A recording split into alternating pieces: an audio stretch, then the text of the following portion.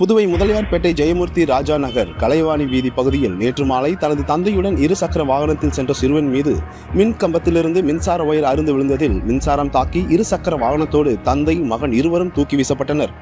அப்போது சிறுவன் மின்சார ஒயரில் சிக்கி துடிதுடித்த போது அவரது தந்தை சாதுரியமாக செயல்பட்டு சிறுவனை பத்திரமாக மீட்கும் பதபதைக்க வைக்கும் சிசிடிவி காட்சிகள் வெளியாகியுள்ளது.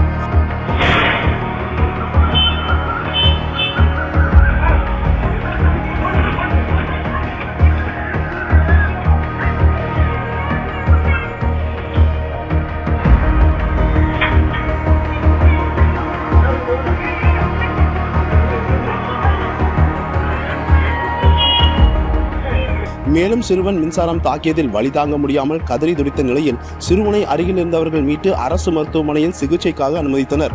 இதேபோல் அதே பகுதியில் கடந்த மார்ச் மாதம் சாலையில் சென்ற முதியவர் மீது மின்சார ஒயர் அறுந்து விழுந்ததில் அவர் தூக்கி வீசப்பட்டு தலையில் பலத்த காயமடைந்து தற்போது வரை சிகிச்சை பெற்று வருகிறார் என்பது குறிப்பிடத்தக்கது.